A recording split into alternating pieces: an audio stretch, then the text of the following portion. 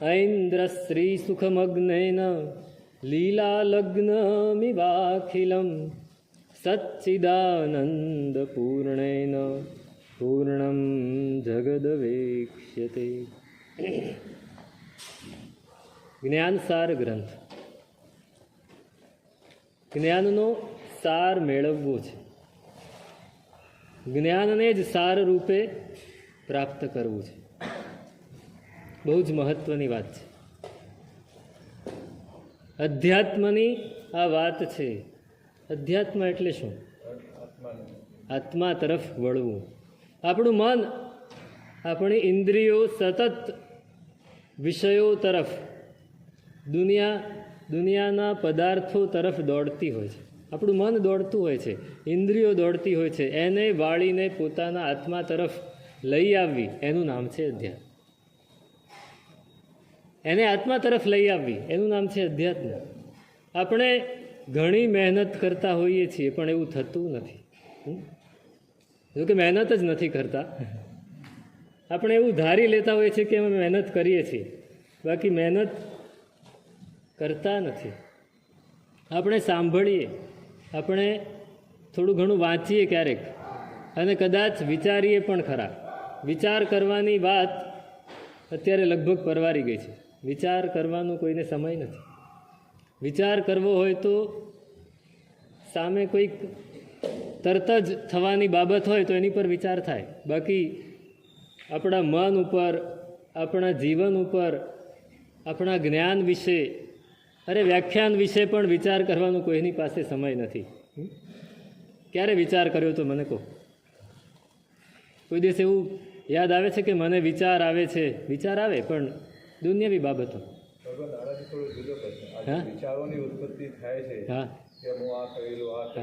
હા, એ વિચાર નહીં. નહીં, આપણા પુરુષાર્થથી. આપણે આપણા મનને એવી આદત નાખી છે, પેલું કૂતરું છે ને, એ કૂતરું આ દરવાજો ખુલ્લો એટલે તરત જ આવે. ખબર છે ને? આ દરવાજો ખુલ્લો રહી જાય એટલે તરત જ આવે. તમે એને ગમે એટલી લાકડી મારો, ગમે તે કરો, એ જતું રહે ખરું, પણ દરવાજો ખુલ્લો રહે એટલે તરત જ આવે. એ કૂતરું એના કર્મથી આવે છે કે એની આદતથી આવે છે? એના કર્મથી નથી આવતું, એની આદતથી આવે છે. મનને, કૂતરાને આદત પડી ગઈ છે કે ખાલી જગ્યા જોઈએ એટલે ઘૂસી જવાનું, ખુલ્લી જગ્યા જોઈએ એટલે ઘૂસી જવાનું. એને કંઈક ખાવાનું જોઈએ, એને કંઈક, બસ એને કાંઈ લેવા દેવા નથી. મનને કાંઈ જ લેવા દેવા નથી.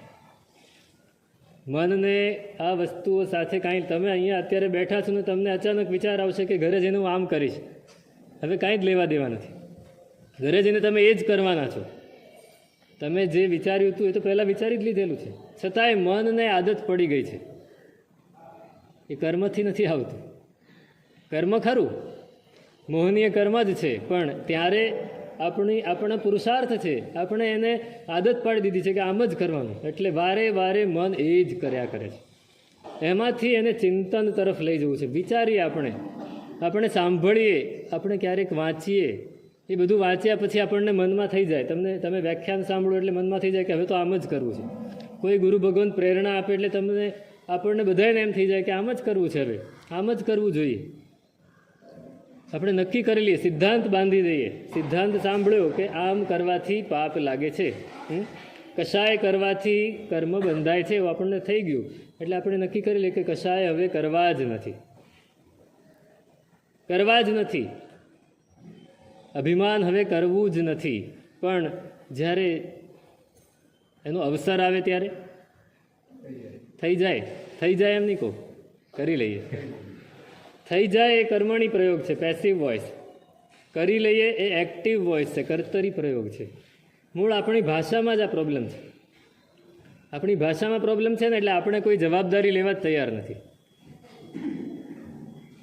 સમજો કે હાથમાં કોઈ વસ્તુ ઉપાડીને તમે જઈ રહ્યા છો, અને વસ્તુ ધ્યાન આપણું, જો આપણે બોલીશું એવી રીતે જ, આપણું ધ્યાન રહેતું નથી. હું ધ્યાન રાખતો નથી એવું નહીં બોલી, આપણું ધ્યાન રહેતું નથી એટલે હાથમાંથી વસ્તુ પડી જાય છે. હું ફેંકી દઉં છું એમ નહીં, હું વસ્તુને ફેંકી દઉં છું એવું નથી વિચારતા. આપણે શું બોલીએ છીએ? વસ્તુ પડી ગઈ. મારા ગુરુ મહારાજ કાયમ કે, હું કહું ને મારાથી કંઈક જો પડી ગયું એમ જ બોલીશું, મેં કંઈક પાડી દીધું હોય, કંઈક તોડી નાખ્યું હોય તો ગુરુ ભગવાન પૂછે એટલે સહજ મોઢામાંથી નીકળી જાય, સાહેબ પડી ગઈ વસ્તુ, પાત્રું પડી ગયું, ઘડો પડી ગયો, એટલે ઘડામાં જીવ આવ્યો, ઘડામાં જીવ આવ્યો. હા, નિમિત્તે નહીં, આપણે પાડી દીધું, આપણે ધ્યાન ન રાખ્યું, આપણે ધ્યાન ન રાખ્યું. હા હા, ઉપયોગ નહોતો. એકાગ્રતા એટલે ઉપયોગ, આપણો ઉપયોગ નહોતો, આપણે ઉપયોગ રાખ્યો નહીં, એટલા માટે એ વસ્તુ પડી ગઈ. તો ક્રોધ આપણે નક્કી કર્યું છે કે ક્રોધ કરવો નથી, છતાંય આપણે કરી લઈએ છીએ. થઈ જાય છે એમ નહીં, કરી લઈએ છીએ. અવસર આવે એટલે આપણે ક્રોધ કરી જ લઈએ છીએ. સામે પરિસ્થિતિ આપણે શું પછી બહાનું કરીએ.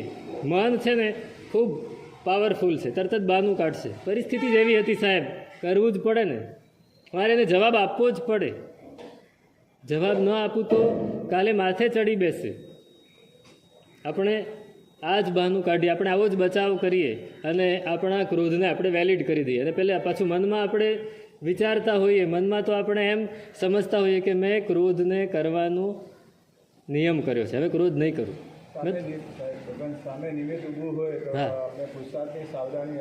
હા, નિમિત્ત હોય ત્યારે આપણે જો સાવધાની રાખીએ, આપણે ઉપયોગ રાખીએ તો બચી શકાય. પણ એ બચવા માટે અંદરથી પુરુષાર્થ જોઈએ, અને એ પુરુષાર્થ કરવો એનું નામ છે અધ્યાત્મ. એ પુરુષાર્થ કરવો એનું નામ છે અધ્યાત્મ. મનમાં જે હોય તે જ વચનમાં આવે, અને વચનમાં જે હોય તે જ આચરણમાં આવે, એ અધ્યાત્મ.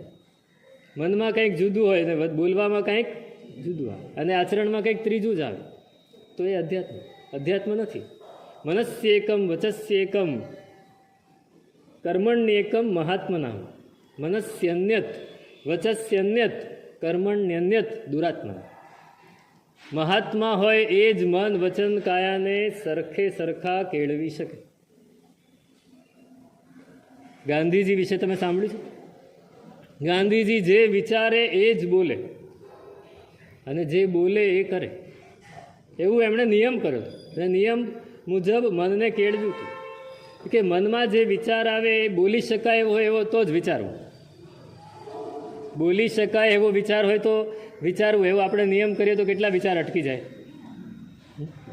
આપણા વિચારો બોલી શકાય એવા હોય છે ખરા? નથી હોતા. અને જે બોલીએ એ બધું આપણે કરીએ છીએ ખરા? નથી કરતા. મનમાં ઘણું બધું રાંધી નાખીએ પણ બોલી નથી શકાતું, ને બોલીએ ઘણું બધું, આ આપણે તો આમ, આપણે તો તેમ. કોઈ વ્યક્તિ, અમારે એક પ્રોફેસર હતા ને, એ કહેતા કે જે માણસ પોતાની વાત કરે ને એ લાંબુ જીવે. કયો માણસ પોતાની વાત ન કરે? 4 જણા ભેગા થયા એમાં કોઈ માણસ બીજાની વાત કરે અથવા પોતાનું નબળું બોલે? પોતાનું સારું બોલે, હું તો આમ જ કરું, મારે તો રોજ સવારે આમ કરવાનું જ. અઠવાડિયામાં 2 જ દિવસ કરતો હોય છતાં શું કે મારે તો રોજ સવારે આમ કરવાનું જ. એટલે બોલવાનું જુદું અને કરવાનું જુદું. જહાવાઈ તહાકારી. આચારાંગ સૂત્રમાં કે કોઈક સૂત્રમાં ભગવાને કહ્યું છે કે જો સાધુ કેવો હોય, જેવું બોલતો હોય તેવું કરતો હોય. પણ આપણે તો નો જહાવાઈ તહાકારી, જેવું બોલીએ એવું કરતા નથી. એટલે આપણે માટે અધ્યાત્મ બહુ જ જરૂરી છે.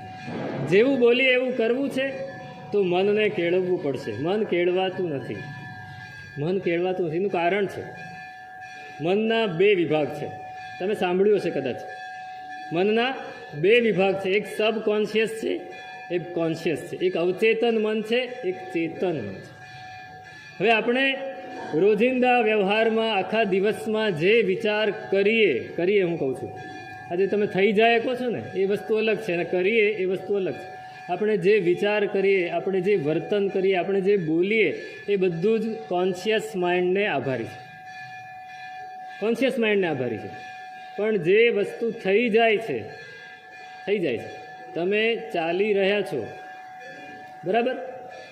તમે ચાલી રહ્યા છો, રસ્તામાં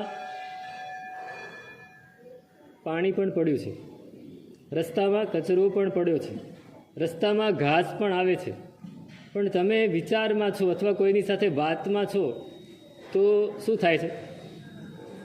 ખબર પડે છે પાણી હતું, ઘાસ હતું, કચરો હતો, કાંઈ ખબર નથી પડતી. ચલાઈ ગયું. એ ચલાઈ ગયું એ કોણે ચલાવ્યું? Subconscious mind. કેમ કે તમે જે વાત કરી રહ્યા છો એ કોન્શિયસ માઇન્ડ ત્યાં રોકાયેલું છે અને સબકોન્શિયસ માઇન્ડ આમ ચાલે છે. તમે ગાડી ચલાવો છો, એક બહુ જ સરસ દાખલો છે. તમે ગાડી ચલાવો છો, તમે જ્યારે ગાડી શીખ્યા ત્યારની વાત નથી, પણ હવે તમે અત્યારે તમને ગાડી બરાબર આવડે છે ને તમે ગાડી ચલાવો છો. ગાડી સ્કૂટર ચલાવો કે ગાડી ચલાવો, જ્યારે તમે શીખ્યા ત્યારે તમારે બરાબર, અત્યારે ગિયરવાળી ગાડી લગભગ નથી આવતી. ગિયરવાળી ગાડી હતી ત્યારે તમારે ક્લચ પકડીને ગિયર નાખવો પડે, ધીમે ધીમે ક્લચ છોડવું પડે અને પછી ગાડી ચાલે અને પછી બીજા ત્રીજા ગિયરમાં નાખીને તમે ચલાવો. સરસ. પણ એમાં તમારે ધ્યાન કેટલું રાખવું પડે? ક્લચ જોરથી છૂટી ન જાય, છૂટે તો ઉડે ગાડી અથવા બંધ થઈ જાય, આ બધું ધ્યાન રાખવું પડતું. હવે જ્યારે તમે શીખી ગયા છો બરાબર, તો ત્યારે તમે એક બાજુ આમ ફોન આમ રાખીને વાત ચાલુ હોય, તમે કિક મારો અથવા તો બટન દબાવો અને સીધે સીધું ચાલવા જ માંડો. એ સ્કૂટર કોણ ચલાવે છે? સબકોન્શિયસ. અનકોન્શિયસ નહીં. વાત કરે છે કોન્શિયસ માઇન્ડ. અને જે ચલાવે છે સ્કૂટર, સામે ધ્યાન પણ છે, લોકોને કંઈક ઠોકતા પણ નથી, તો એ કોણ કરે છે? સબકોન્શિયસ. હવે આ વસ્તુને આપણે આપણા મન તરફ લઈ જઈએ.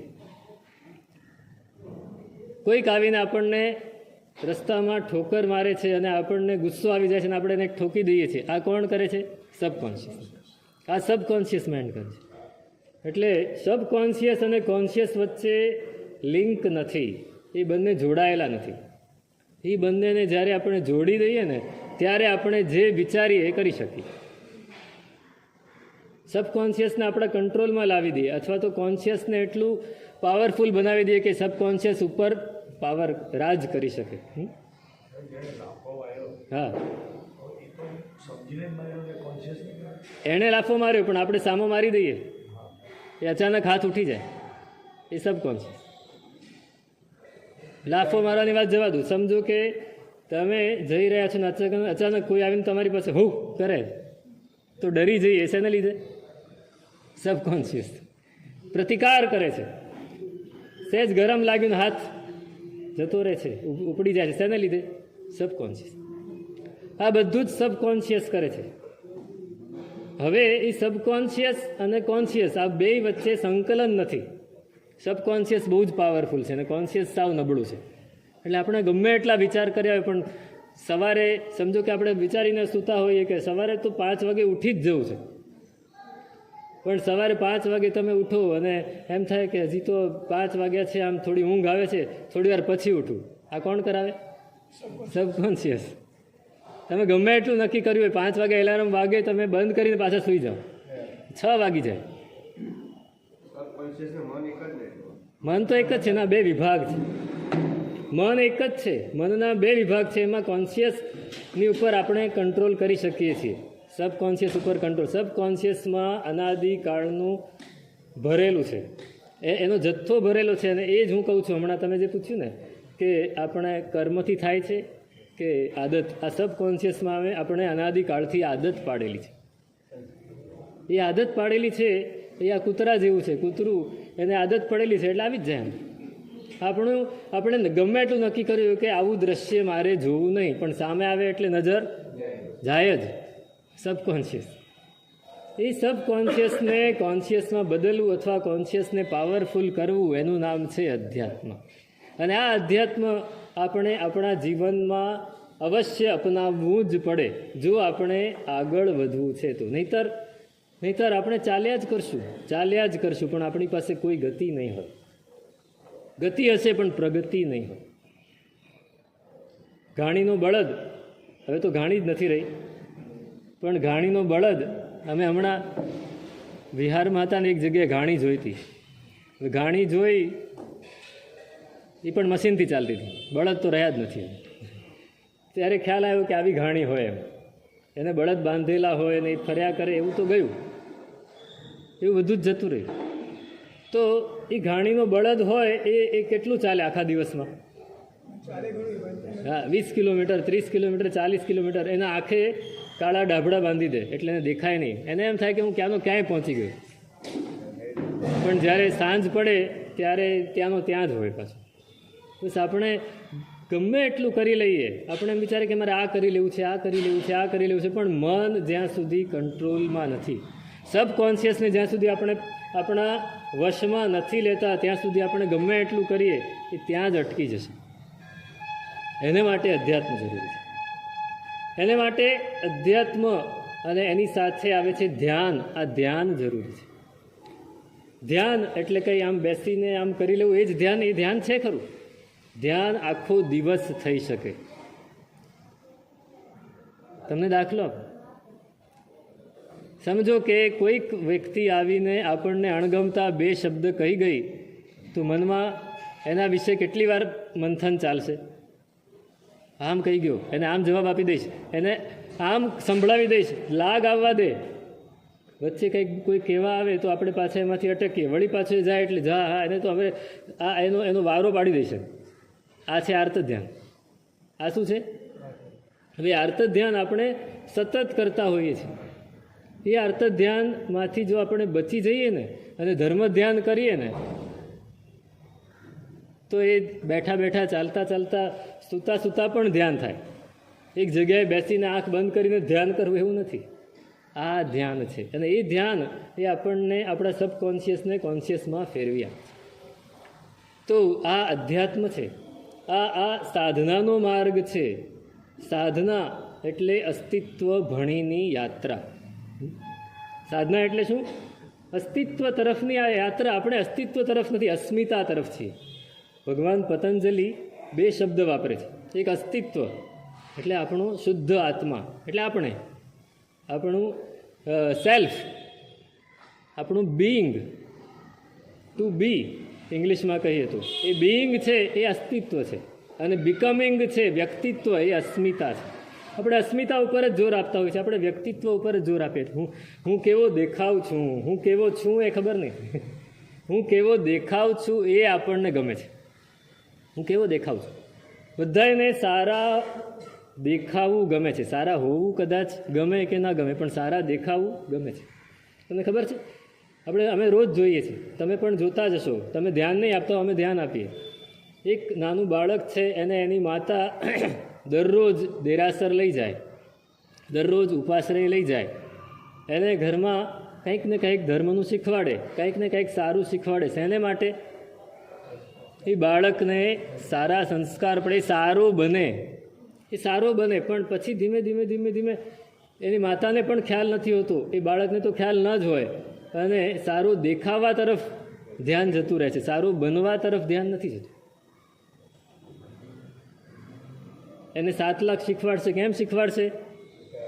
પ્રતિક્રમણમાં જઈને બોલી શકે અને લોકો એની વાહવા કરે. એને સારું ગાવાનું શીખવાડશે. કેમ શીખવાડશે? સારું બને એટલા માટે કે લોકો વાહવા કરે, સારું દેખાય એટલા માટે. બસ આ ભેદ બરાબર સમજી લેવો છે આપણે. આ નાના બાળકની વાત છે, એ મોટા માણસની પણ વાત છે. આપણે પણ બાળક જ છીએ. આ અર્થમાં આપણે દેખાવ તરફ જ ખૂબ ધ્યાન આપીએ છીએ, હોવા તરફ ધ્યાન નથી આપતા. સાધના એ આપણને અસ્તિત્વ તરફ લઈ જાય છે, અસ્મિતામાંથી બચાવે છે.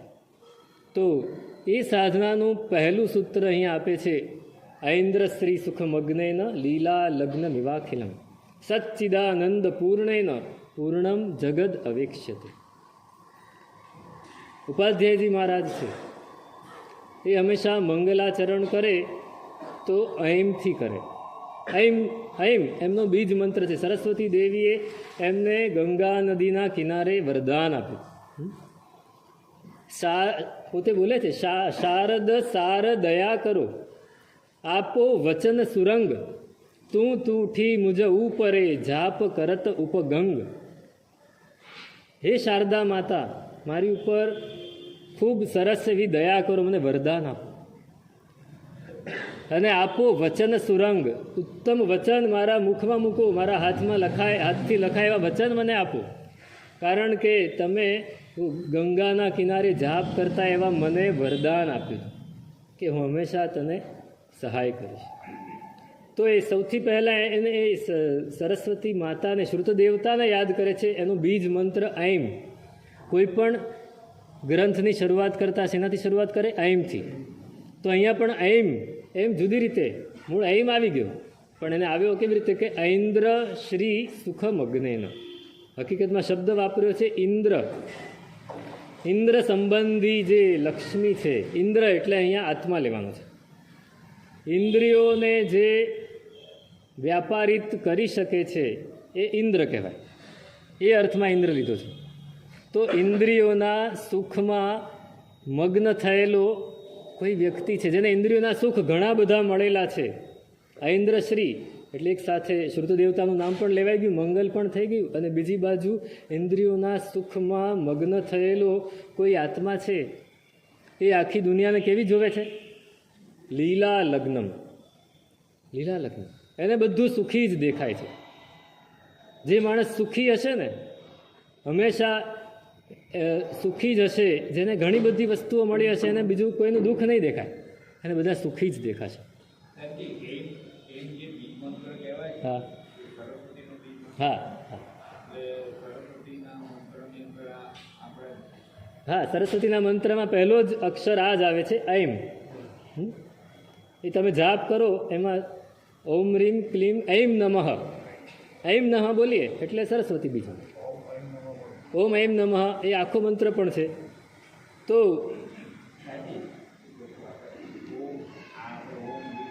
એ પછી વાત કરીએ આપણે મંત્ર વિશે, અત્યારે મંત્રની વાત ન કરીએ વ્યાખ્યાનમાં. તો ઇન્દ્રિયના સુખમાં જે લીન થયો છે, મગ્ન થયો છે, ઇન્દ્રિયનું સુખ જેને ભરપૂર મળ્યું છે, એ આખી દુનિયાને કેવી જોશે? સુખી જોશે. એને દુઃખ નહીં દેખાય, એને દુઃખ નહીં દેખાય. પેલી ફ્રાન્સની રાણી હતી ને, મેરી, લુઈ 7મો 8મો, એની રાણી મેરી. હવે ફ્રાન્સમાં ખૂબ ભૂખમરો, ખૂબ ગરીબી હતી, અને આ લોકો જલસા કરે, રાજા અને રાણી. તો એને મંત્રી અને બીજા બધા નગરજનો કહેવાયા કે રાણીમાં, રાજાને કહેવાય કે રાજા કે મારું કંઈ ચાલતું નથી, રાણીને પૂછો. રાણીને પૂછવા ગયા કે આખા નગરમાં ખૂબ ગરીબી છે, લોકોને ખાવા રોટલોય મળતો નથી. અચ્છા, રોટલો નથી મળતો તો એમને કહો કેક ખાય. શું કહે? મીઠાઈ ખાય. રોટલો ના મળે તો મીઠાઈ ખાવી જોઈએ, કેમ કે એને ક્યાંય દુઃખ દેખાતું જ નથી, એને દુઃખ નથી દેખાતું. એક બહુ જ સરસ વાત આવેલી. અમેરિકાનો એક ઉદ્યોગપતિ, એનો એક દીકરો 12 વર્ષનો, અને સ્કૂલે ભણવા જાય. હવે સ્કૂલમાં બધી વસ્તુ ભણાવે, એમાં ગરીબી ઉપર નિબંધ લખવાનું આવ્યો કે ભાઈ ગરીબી કોને કહેવાય, ગરીબ માણસ કોને કહેવાય, એનો નિબંધ લખી આપો. અને પેલો નિબંધ લખે છે. એને નિબંધ લખ્યો કે ગરીબ માણસનો નોકર સાવ ગરીબ હતો. ગરીબ માણસનો નોકર ક્યાંથી હોય, પણ કે ગરીબ માણસનો નોકર સાવ ગરીબ હતો. એની ફેક્ટરીમાં કામ કરવાવાળા બધા જ લોકો ગરીબ હતા.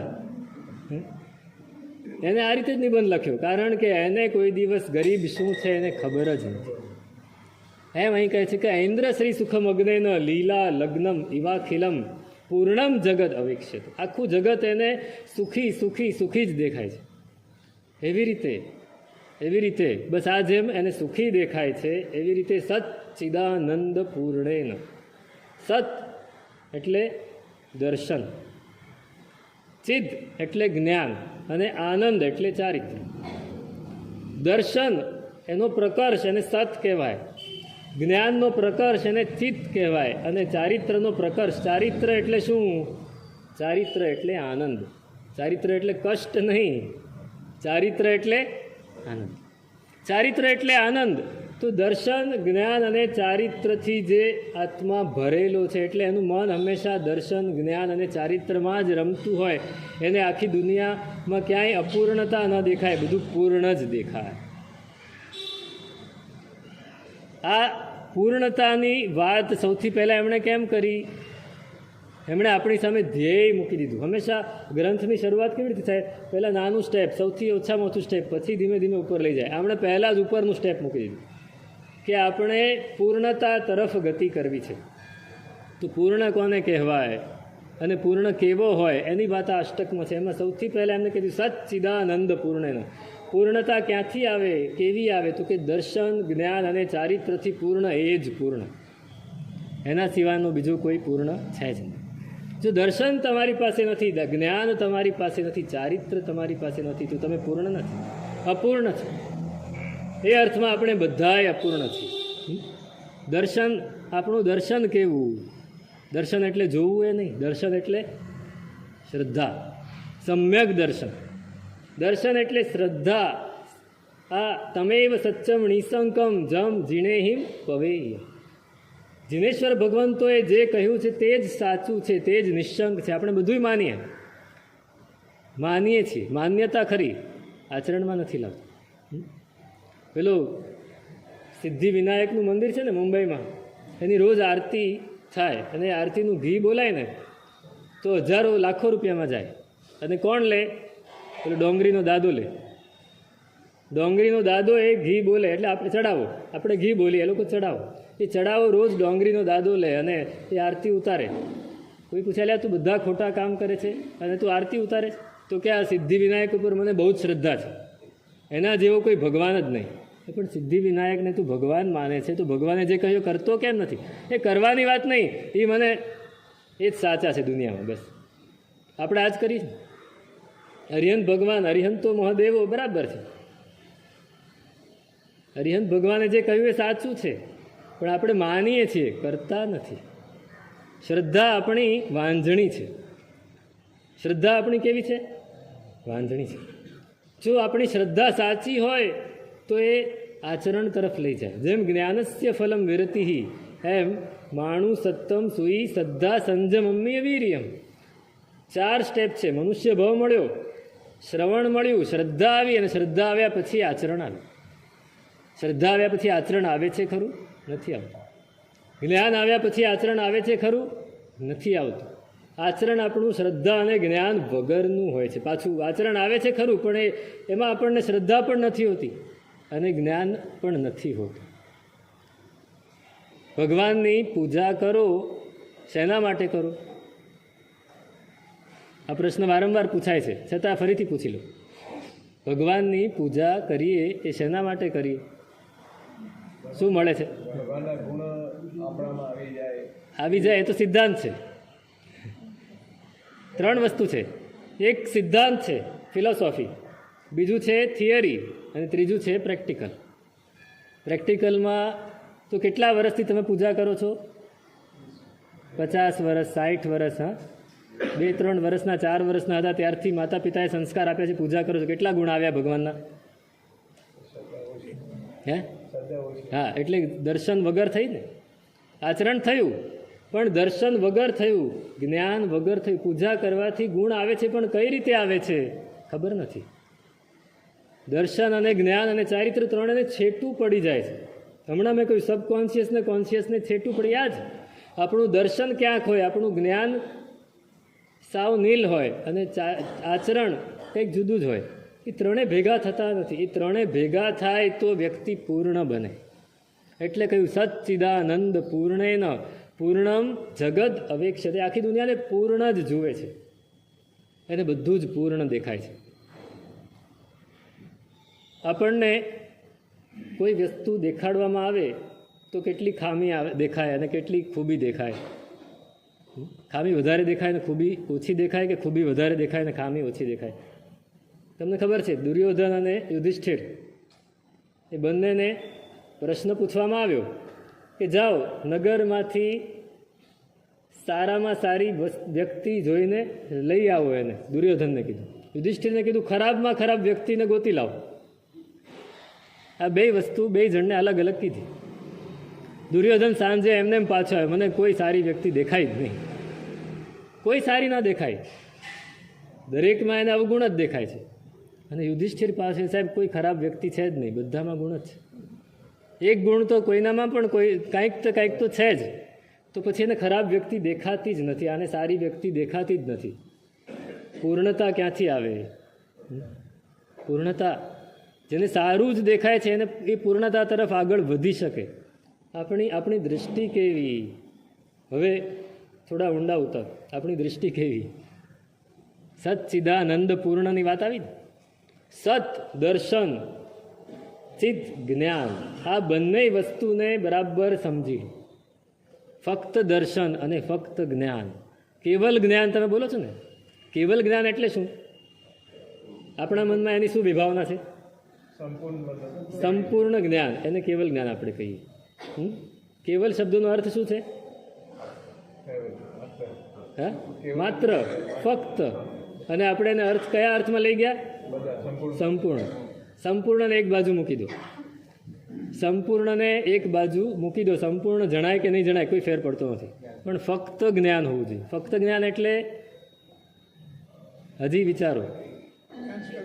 હા હા, જ્ઞાન સિવાય બીજું કાંઈ નહીં. એટલે હા, નહીં નહીં, પોપટિયું જ્ઞાન નહીં. ફક્ત જ્ઞાન એટલે રાગ અને દ્વેષથી ખરડાયા વગરનું જ્ઞાન. ફક્ત જ્ઞાન એટલે કોઈ છોગું લગાડ્યા વગરનું જ્ઞાન. આ વસ્તુ અહીંયા પડી છે એ તમે જોઈ, તમને જ્ઞાન થયું, પછી મૂકી દો. આપણે શું કરીએ છીએ? આ વસ્તુ જોઈ, હા તો બહુ જ સરસ રંગ છે આનો, પણ આ કોમ્બિનેશન બરાબર નથી, આ સારું નથી, અથવા આ સારું છે, આ ભાગમાં સારું છે પણ આ ભાગમાં ખરાબ છે. આપણે સતત આપણી નજરથી એને મૂલવતા જ રહીશું ને મૂલવતા રહીશું, એટલે રાગ અને દ્વેષમાં અંદર જતા રહીશું. અહીંયા શું કહે છે? કેવલ જ્ઞાન. કેવલ જ્ઞાન પેલું એને જવા દો, આપણે કેવલ જ્ઞાનને પકડવું છે. અહીંયા તમે કેવલ જ્ઞાન કરો, ફક્ત જુઓ. કોઈ વ્યક્તિ તમારી સામે આવીને ઉભી રહી, સંજયભાઈ આવ્યા, સંજયભાઈ આવ્યા, બસ નીલ થઈ જાઓ. આપણે શું કરીએ? સંજયભાઈ આ તો બિપિનભાઈના ભાઈ છે, બિપિનભાઈએ તો આવું કર્યું હતું, રાજુભાઈએ તો આવું કર્યું હતું, સંજય બી એની સાથે ભળેલા જ છે, એટલે એ આવા જ હોય. આપણે શું કરીશું? કા દ્વેષ તરફ જતા રહીશું. બિપિનભાઈએ મને બહુ મદદ કરેલી હો, એટલે સંજયભાઈ પણ એના ભાઈ છે, એટલે એ પણ એવા જ હોવા જોઈએ, બહુ સારું માણસ. કાં આપણે સારા તરફ જતા રહીશું, કાંક આમ ઢળી જઈશું, કાં આમ ઢળી જઈશું. એ ઢળવું નહીં, એ કેવલ જ્ઞાન.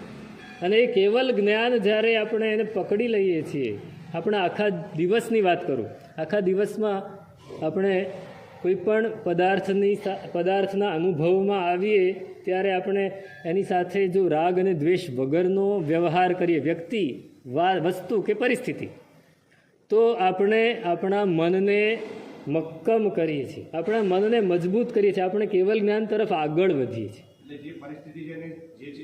જેવી છે એવી જોઈ લીધી, બસ. હા, સ્વીકારી લે. તમે વાવવાળા છો, લગભગ લોકોના ઘરે યશો વિજય સુરી મહારાજના ફોટા હશે, એની નીચે એક લખ્યું છે વાક્ય. શું લખ્યું છે? સર્વ સ્વીકાર. જેવી પરિસ્થિતિ છે એવી સ્વીકારી લીધી.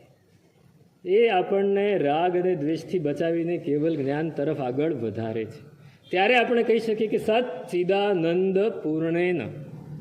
હા, સચ્ચિદાનંદ. તમે તમારી પાસે મોબાઈલ છે, એ મોબાઈલથી તમે કોઈક વ્યક્તિનો ફોટો લો છો, કોઈક ગાડીનો ફોટો લો છો, તો મોબાઈલ એમ ખુશ થઈ જાય છે, આ વ્યક્તિ તો બહુ સરસ છે, તે ફોટો બહુ સારો લીધો, આ ગાડી તો બહુ સુંદર છે. મોબાઈલ ખુશ થઈ જાય છે? નથી થતું. રસ્તામાં કોઈક જગ્યાએ કોઈકને મારતો હોય ને તમે એનો વિડીયો ઉતારો છો, મોબાઈલ ના પાડે છે, અરે ભાઈ કેમ વિડીયો ઉતારે છે, આ ખોટા કામનો વિડીયો કેમ ઉતારે છે? કોઈક જગ્યાએ કચરાનો ઢગલો પડે છે, તમે એનો ફોટો પાડો તો મોબાઈલ ના નથી પાડતો. કોઈક જગ્યાએ બગીચો છે, તમે ફોટો પાડો છો તો મોબાઈલ ખુશ નથી જતો. મોબાઈલ જેવું છે એવું સ્વીકારી લે છે. ભલે એ સાધન છે, એ જડ છે, પણ આપણે એનો આ ગુણ પકડવો છે. એનો ગુણ આપણા મગજમાં જ્યારે આવી જાય કે જે જેવું છે એવું સ્વીકારી લીધું, ફક્ત જ્ઞાન પકડી લીધું, એ જ્ઞાન જ્યારે આપણે એ જ્ઞાનમાં જ્યારે આપણે ઊંડા ઉતરીએ છીએ ત્યારે એ ચિદ આવે છે. પેલું સત, આપણી શ્રદ્ધા દ્રઢ થઈ, આ ચિદ, અને પછી આપણું આચરણ જે થાય ને એ આનંદ આપે, એ આનંદ આપે. તો સચ્ચિદાનંદ પૂર્ણેન પૂર્ણમ જગદ અવેક્ષ્યતે. અને આ પૂર્ણતા અષ્ટક, અને એમાં પૂર્ણની વાત કરી, એ ક્યાંથી આવ્યું? આપણા આગમમાં ક્યાંય પૂર્ણની વાત છે જ નહીં, ક્યાંય નથી, પૂર્ણતાની વાત નથી. ઉપાધ્યાયજી મહારાજ એમને જ્યાંથી જે સારું મળ્યું ત્યાંથી લઈ આવ્યા. પૂર્ણતાની વાત તો આવતી જ હોય, પણ આવી રીતે વ્યક્ત સ્પષ્ટ શબ્દોમાં ક્યાંય નથી મળતી. એ ઉપનિષદમાં લઈ આવ્યા. ઉપનિષદમાંથી ઓમ પૂર્ણમદઃ પૂર્ણમિદમ પૂર્ણાત પૂર્ણમુદચ્યતે પૂર્ણસ્ય પૂર્ણમાદાય પૂર્ણમેવાવશિષ્યતે. આ ઉપનિષદનો શ્લોક છે અને એમાંથી એ આ પૂર્ણતા અષ્ટક આખું લઈ આવે કે પૂર્ણમ અદહ પૂર્ણમિદમ. આ જીવાત્મા એ પણ પૂર્ણ છે, આ પરમાત્મા એ પણ પૂર્ણ છે અને પૂર્ણમાંથી પૂર્ણનું સર્જન થાય છે. આ પરમાત્માના ધ્યાનમાં જ્યારે જીવાત્મા બરાબર લાગી જાય તો જીવાત્મા એ પરમાત્મા બની જાય અને પૂર્ણમાંથી પૂર્ણનું સર્જન થાય. આ સર્જન થવાની વાત કરી. પછી પૂર્ણસ્ય પૂર્ણમાદાય, પૂર્ણમાંથી પૂર્ણ કાઢી લો તો શું બાકી રહે? શૂન્ય બાકી રહે? નહીં, પૂર્ણ જ બાકી રહે. પૂર્ણમાંથી પૂર્ણ કાઢી લો તો શું બાકી રહે? પૂર્ણ જ બાકી રહે. દાખલો આપ્યો છે, બહુ સરસ દાખલો આપ્યો છે. એક માતા જ્યારે બાળકને જન્મ આપે છે ત્યારે બાળક જન્મ લે છે તો માતાને આંખ, નાક, કાન, જીભ, શરીર, હાથ, પગ બધું જ છે. એવી રીતે બાળકને પણ આંખ, કાન, નાક, જીભ, શરીર, હાથ, પગ બધું જ છે. તો એ માતામાંથી એ બાળક પૂર્ણમાંથી પૂર્ણ નીકળ્યું તો કાંઈ ખાલી થયું? માતા જેવી હતી એવી જ રહી અને બાળક પણ આખે આખું પૂર્ણ તરીકે બહાર નીકળ્યું. પૂર્ણમાંથી પૂર્ણ નીકળે તો પણ પૂર્ણ જ બાકી રહે. પરમાત્મા એ આ કાર્ય કરે છે. એ આપણને પૂર્ણ બનાવવા માટે એમણે પ્રતિજ્ઞા કરી છે. પૂર્વના ત્રીજા ભાવમાં એમણે શું કહ્યું? સવી જીવ કરું. એનો અર્થ કે સભી જીવને હું પૂર્ણ કરું, બધા જ જીવોને પૂર્ણતા તરફ દોરી જાઉં અને એ પૂર્ણતાને પકડીને આપણને પૂર્ણ તરફ લઈ જવા માટે, પૂર્ણતા તરફ લઈ જવા માટે ઉપાધ્યાયજી મહારાજ આ પ્રયત્ન કરી રહ્યા છે. અને એનો પહેલો શ્લોક એમણે કહ્યો, અહીં બહુ સરસ વાત કરી કે we look before and after and pine for what is not. પૂર્ણતા ક્યારે મળે? પૂર્ણતા ક્યારે મળે? જ્યારે આપણે ભૂતકાળને છોડી દઈએ, જ્યારે આપણે ભવિષ્યકાળને છોડી દઈએ અને વર્તમાન કાળને પકડી લઈએ ત્યારે પૂર્ણતા મળે. પૂર્ણતા ત્યારે મળે. આપણે હંમેશા ભૂતકાળ, વી લુક બિફોર. તમે નૌકારવાળી લઈને બેઠા તો શું યાદ આવશે? ગઈકાલે, ગયા મહિને, ગયા અઠવાડિયે કોઈકે કંઈક સારું વર્તન કે ખરાબ વર્તન કર્યું છે એ યાદ આવશે. અથવા તો આવતીકાલે મારે શું કરવાનું છે, પહેલાંની સાથે કેવી રીતે વાત કરીશ એ યાદ આવશે. We look before and after and pine for what is not. અને આપણે પછી એમાં આપણને જે નથી મળ્યું અથવા જે મળવાની શક્યતા નથી એને માટે આપણે દુઃખ વ્યક્ત કર્યા કરીએ છીએ. એટલે હંમેશા દુઃખી જ રહીએ છીએ, આપણે અધૂરા જ રહીએ છીએ. પણ જ્યારે આપણે વર્તમાન કાળમાં રહીએ ને, વર્તમાન કાળમાં, જ્યારે વર્તમાન કાળ બહુ જ મહત્ત્વનો છે. પૂર્ણ ક્યારે બનાય એનો એક બહુ જ સરસ ઉપાય આપ્યો. જ્યારે આત્મા સ્વદ્રવ્યમાં રહે, સ્વક્ષેત્રમાં રહે, સ્વકાળમાં રહે અને સ્વભાવમાં રહે ત્યારે પૂર્ણ બની શકે. પણ આપણે સતત પરદ્રવ્યમાં રહીએ છીએ. સ્વદ્રવ્ય એ જીવ દ્રવ્ય છે, આત્મદ્રવ્ય છે. આપણે આત્મામાં રહેતા જ નથી. આપણે પૂતગલ તરફ, આપણે પરિસ્થિતિ તરફ દોડ્યા કરીએ છીએ. પરદ્રવ્યમાં રહીએ છીએ, પર ક્ષેત્રમાં.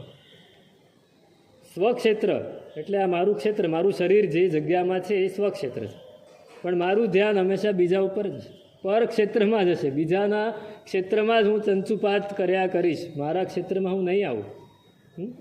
મારામાં જે ખામી છે એને હું જોઈ જ નહીં શકું, બીજાની જ જોયા કરીશ પર ક્ષેત્રમાં. સ્વકાળ એ વર્તમાન કાળ છે, પરકાળ એ ભૂતકાળ અને ભવિષ્યકાળ.